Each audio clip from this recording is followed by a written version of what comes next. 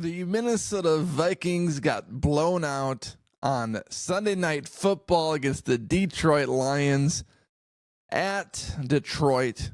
A game I predicted the Minnesota Vikings to actually win because I didn't think the Detroit Lions defense could stick with the Minnesota Vikings offense, and I was wrong. You know, it's okay to be wrong. Nobody's 100%. So even though the people that want to mock me in the comment sections, you can go ahead and do it. That doesn't bother me. But you act like you've never been wrong before. The difference about my wrong and your wrong is that I'm publicly stating that I am wrong. And I'm publicly making declarations of my opinions. Anyways, Minnesota Vikings lose 31-9. And even though it was a blowout, and even though there was reason to be concerned during this football game because of how the offense performed in the red zone, I am actually very optimistic about the Minnesota Vikings moving forward for several reasons. The number one reason why I'm optimistic about the Minnesota Vikings is that it wasn't 3 and out, 3 and out, 3 and out, punt, punt, punt, punt, punt, interception, interception, interception, fumble, fumble, fumble. It wasn't a situation where the Detroit Lions stopped the Minnesota Vikings from getting first downs. It wasn't a situation where the Minnesota Vikings defensively were just getting torn up the entire game. The Vikings got into the red zone a bunch of times, and they did move the ball on the Detroit Lions. You don't get to the red zone as often as the Minnesota Vikings do without moving the ball. And even though Darnold's performance wasn't spectacular by any means, the Minnesota Vikings still got to the red zone 4 times and got within the 10-yard line multiple times. The problem that happened, which wasn't really by anything that the Detroit Lions did. The problem that happened is that Darnold got happy feet. Darnold decided not to throw to Addison wide open. Darnold decided to miss Justin Jefferson wide open and in the end zone multiple times. Darnold decides to miss Hawkinson wide open several. It was one of those situations where Darnold played so bad that the Minnesota Vikings offense could not overcome that. And it wasn't a matter of the Lions secondary was so tight and so good and so elite. Their front seven was good. The Detroit Lions front seven was good. The blitz was good. They were getting at Darnold. But it was more a case of Darnold just not completing passes. He is 18 for 41 to 166 yards, 0 touchdowns, 0 picks, 2 sacks for 24 yards and loss, a 17.4 QBR, and a 55.5 passer rating. I think it's more a cause of Darnold just not hitting his spots or even attempting to throw to the spots that he should have hit. I love what Kevin O'Connell said following this game, because on the surface, the Minnesota Vikings, they lose this game. It's 31-9. Oh, crap. All hell is freezing over. The season's over. They're going to go to LA. They're going to lose. But in the Kevin Seifert article of ESPN, there's a quote that I want to read from Kevin O'Connell, and that's so accurate. He says, "We didn't do a lot of the things that we have consistently done all season long. This game could have looked differently in the end very easily with 1 or 2 more plays down in the red zone being successful. The way that works with momentum and the way that works for the energy of your whole team." Darnold was a play away from hitting Justin Jefferson wide open. It was a missed throw. Darnold had Addison wide open multiple times in the red zone. Free 3 is going to be coming back soon. Didn't throw him the football. Darnold had Justin Jefferson on the first 4th down attempt in the red zone, and he just missed him by a hair. These are all situations that were so close to being the opposite way. And it goes back to the margin for error. It is so slim.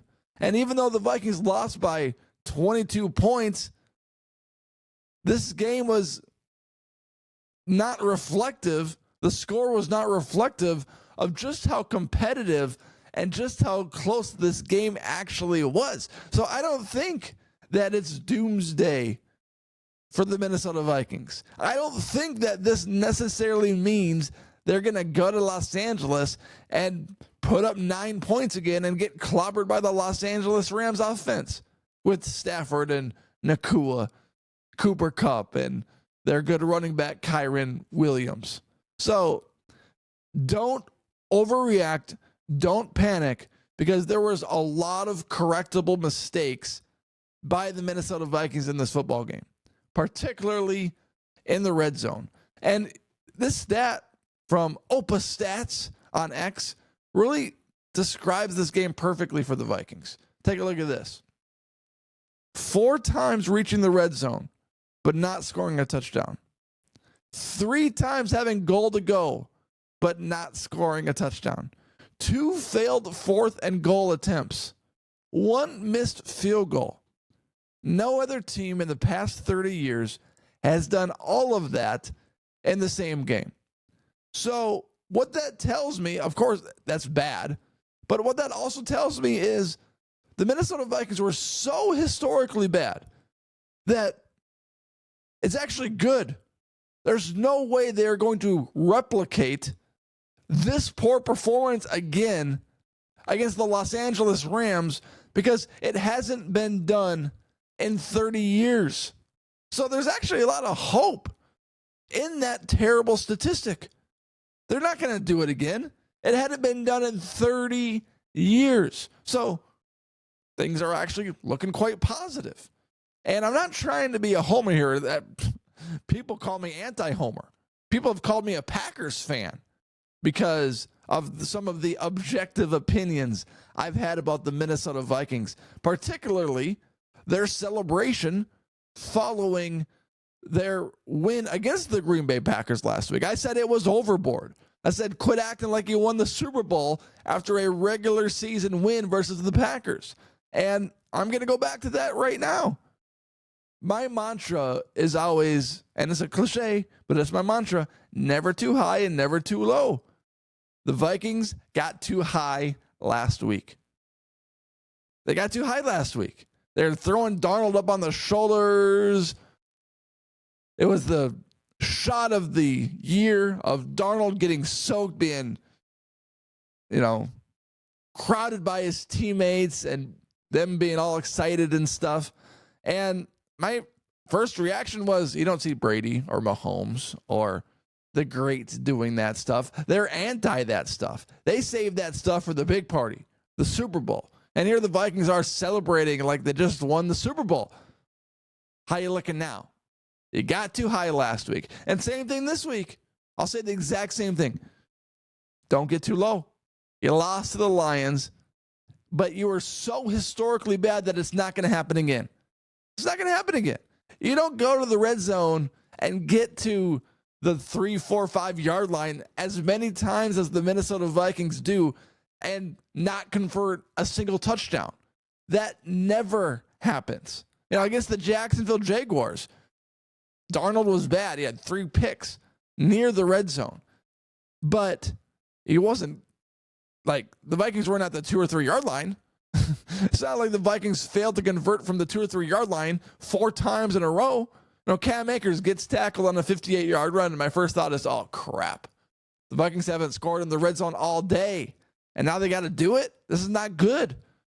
So the Vikings are not going to put up a poor performance like this again, and Darnold will not stink this bad against the Rams.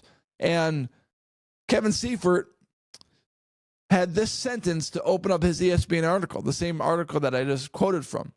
And it says this: the Minnesota Vikings and quarterback Sam Darnold in particular picked the wrong week for their worst offensive performance of the season. Now, I'm going to disagree with that. First premise of Seifert: the wrong week to have the worst offensive performance of the season. If the Vikings won this game, would be during the bye week. Not during the bye week. Would be during that first week of the playoffs following the bye week. Vikings hosting a home playoff game versus whomever would be at US Bank Stadium. That would be the worst week of the season to have your worst offensive output against some NFL team. This is actually a pretty good, solid week of the season to not play well. Get it out of your way. Get it out of your system. Get the crap out of there and get ready for a playoff run. I would rather have it right now than in 2 weeks from now or next week against the Rams. I don't think it's as bad as everyone's saying it is, because there's no way the Minnesota Vikings are going to put up this horrid of a performance again this season. It hadn't been done in 30 years, and it's not going to happen again this season. So a couple of other statistics to look at. Cam Akers, 6 carries, 65 yards. Aaron Jones, 10 carries, 45 yards. And the receiving corps, thanks to Sam Darnold, Jefferson, 3 catches, 54 yards. Naylor, 3 catches, 53 yards. Aaron Jones, 5 catches, 30 yards. Josh Oliver, 2 catches for 16 yards. T.J. Hawkinson, 2 catches for 9 yards. Cam Akers, 2 catches, 4 yards. And Jordan Addison, 1 catch, 0 yards, 6 targets. Stuff happens. And this is one of those situations where I will say, do not get too low, Minnesota Vikings players. You got too high last week, stay in the mid.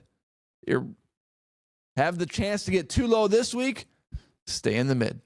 Stay in the middle. Find the middle. Don't get too crazy. Don't get too down. Don't buy the most expensive thing. Don't buy the cheapest thing. It's my motto. Stay in the middle. Stay centered. And that's what the Minnesota Vikings need to do this week, because they will bounce back and they will respond against the Los Angeles Rams. I'm optimistic about the Minnesota Vikings moving forward, despite their worst performance of the season, because there's no way they can do that again.